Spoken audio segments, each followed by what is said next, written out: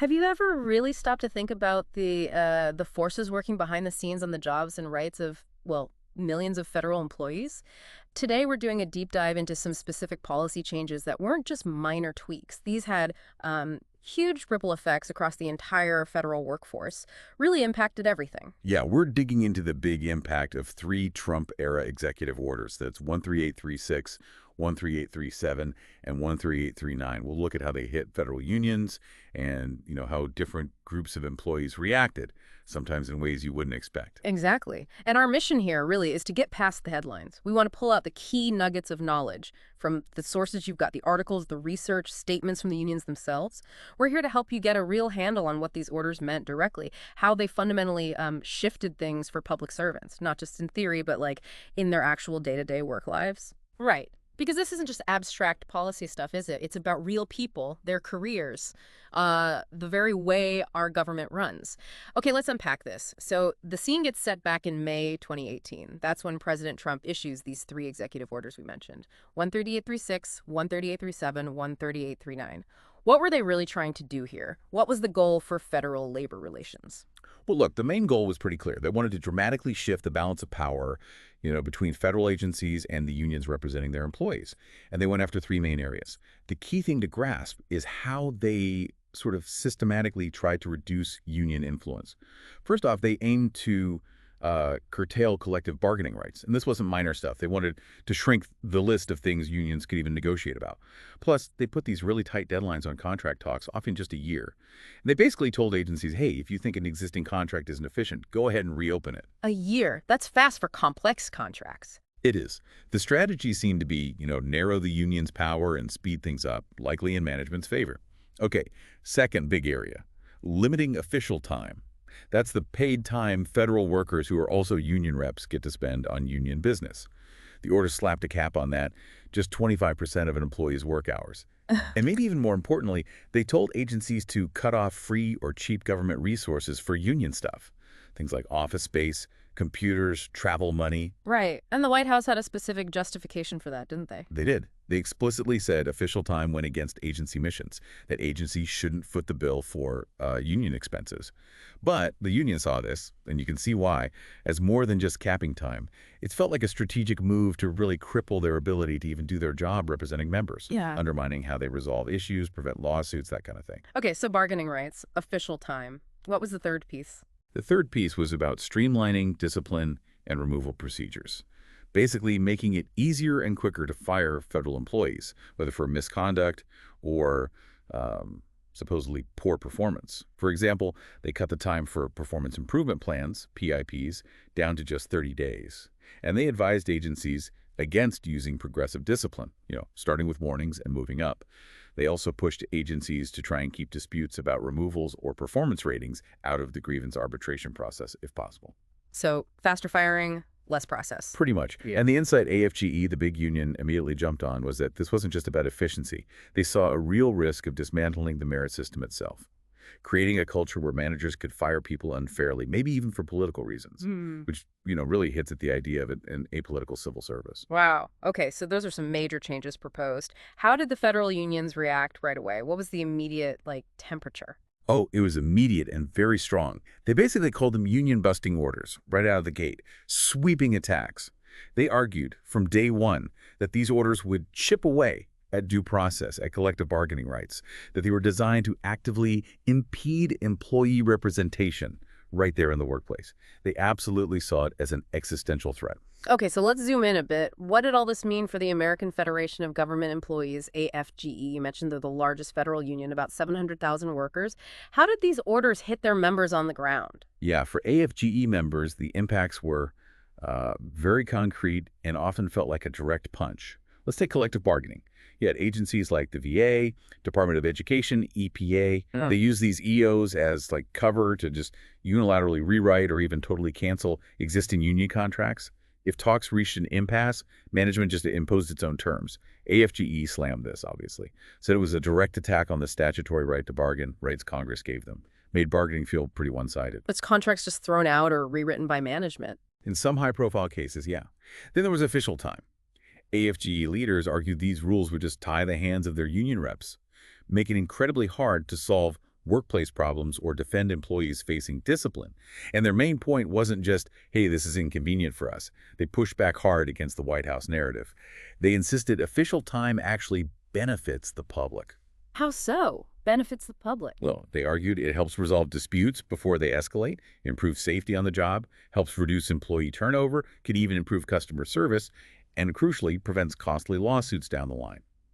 The AFGE president at the time, J. David Cox, flat out called the restrictions an attempt to deny workers their legal right to representation, basically trying to silence the union's voice. Okay. And the third piece, discipline and removal. How did AFGE see that playing out?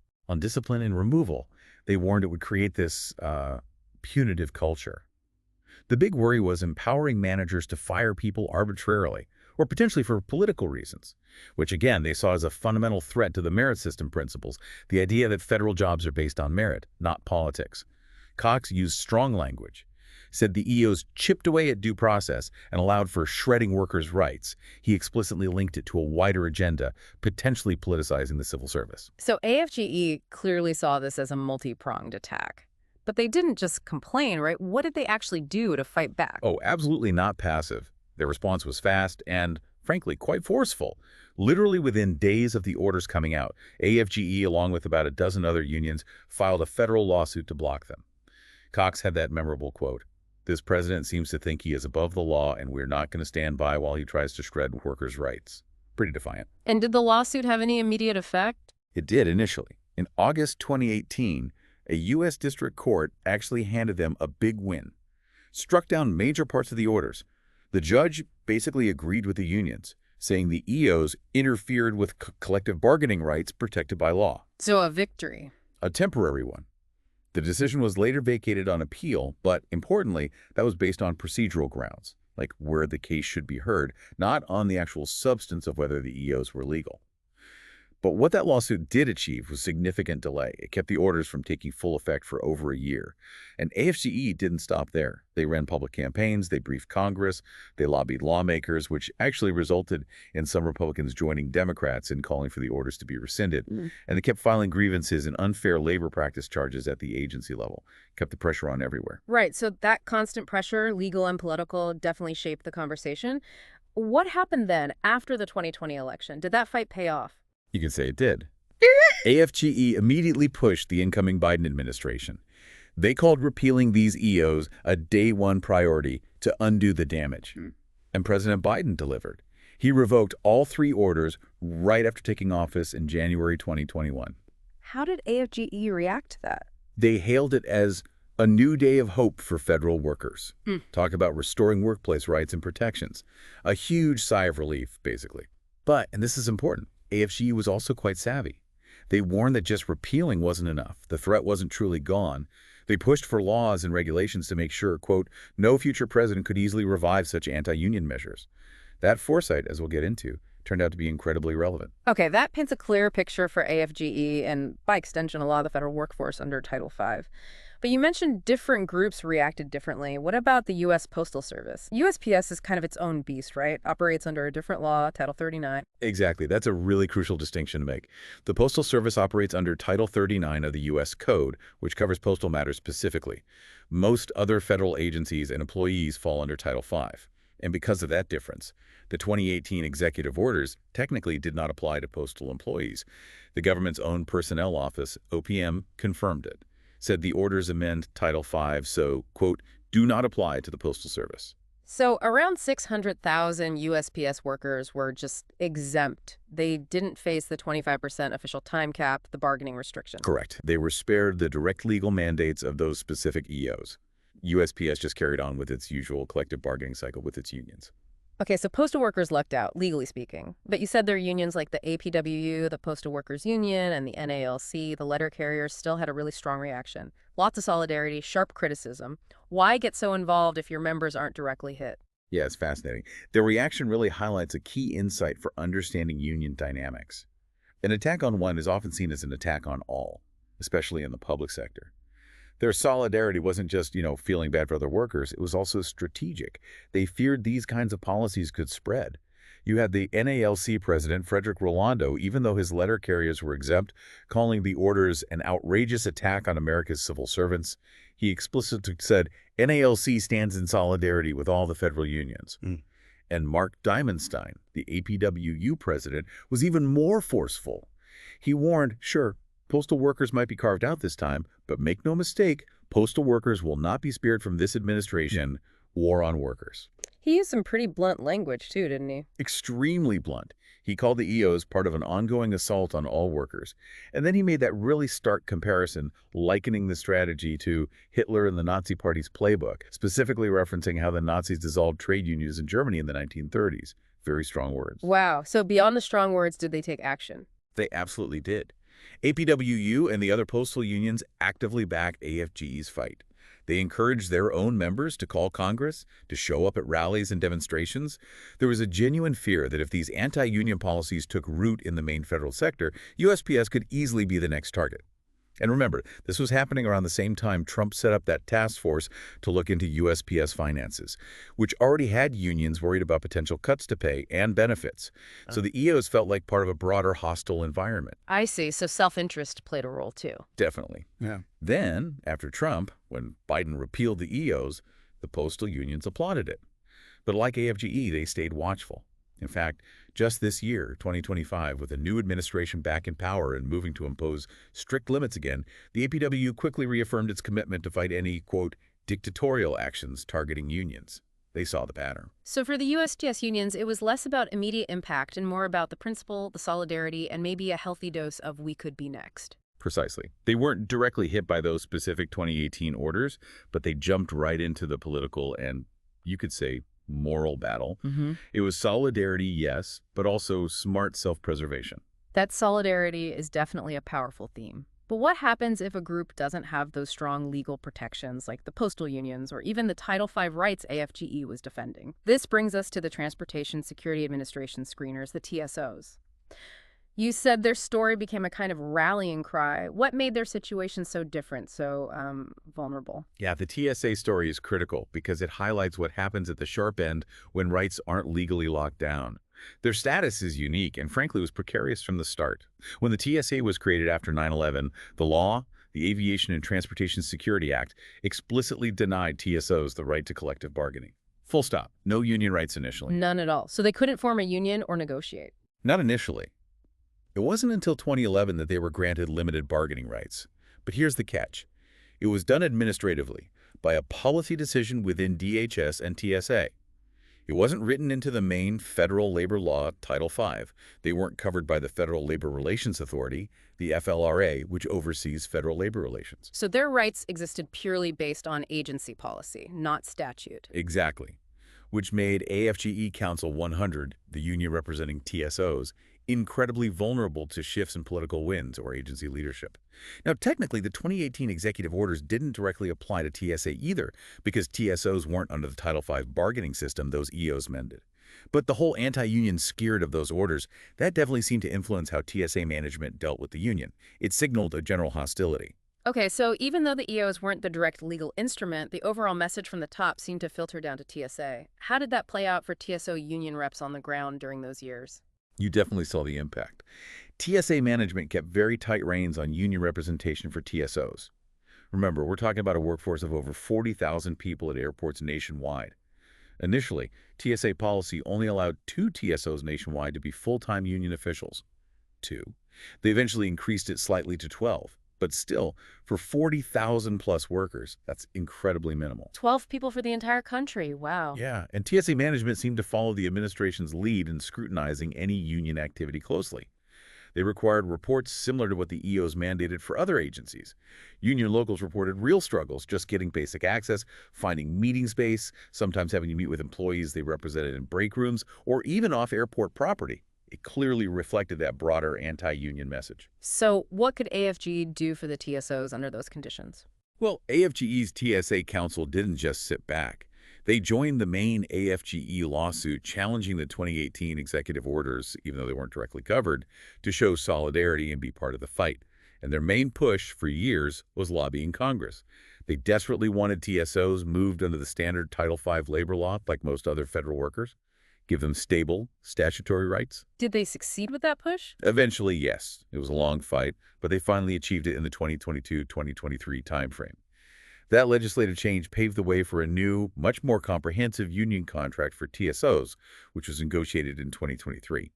And throughout the Trump years, AFGE constantly pointed to the TSOs, their lower pay compared to other federal officers, the tough working conditions, the lack of strong protections as basically Exhibit A for why robust union rights are essential for all federal workers. Okay, so they finally got Title V rights and a new contract in 2023. That sounds like a huge step forward. But then things took a dramatic turn, right? What happened under the subsequent administration, and particularly, what was the striking development just this year in 2025? Right, the contrast is incredibly stark. Under the Biden administration, things improved significantly for TSOs. They got funding for major pay raises, bringing them more in line with other federal law enforcement. And, as we mentioned, TSA management negotiated that much stronger union contract in the summer of 2023. It was seen as a massive shift. It dramatically increased official time. Remember, it went from just 12 reps to 193 nationwide, and it guaranteed union office space at most airports. Reports suggested this really did boost morale and help with TSO retention, which had been a chronic problem. A huge improvement then. But fragile, it seems. Tragically fragile. Because fast forward to March of this year, 2025, a new administration is back in power, holding similar views to the one that issued the 2018 EOs. And the Department of Homeland Security just abruptly announced it would no longer honor the TSA union contract. Full stop. Gone. It's just voided the contract, stripped away all bargaining rights again. Effectively, yes. For 47,000 TSOs, it went way beyond even what the 2018 orders tried to do to other federal employees. This wasn't just limiting rights. It was attempting to eliminate them entirely for this group. How did DHS justify such a drastic move? Well, the official justification was that the contract supposedly hindered TSA's ability to safeguard transportation security and claimed it protected poor performers. Standard anti-union talking points, really. AFGE Council 100, understandably, was furious. They called it an unprovoked attack, said the DHS reasons were completely fabricated, and the real motive was simply union-busting retaliation, pure and simple. And DHS actually cited the number of union reps as a problem, the same number they just agreed to. Isn't that something? Yeah. They pointed to the nearly 200 full-time union officials, the number agreed upon in the 2023 contract, as necessary for a workforce spread across 430 airports as part of the justification for canceling the contract. AFGE countered, saying those reps were vital for resolving issues efficiently on the ground, and that getting rid of the contract would just silence workers' voices on safety and personnel matters. AFGE immediately vowed, again, to fight this in court.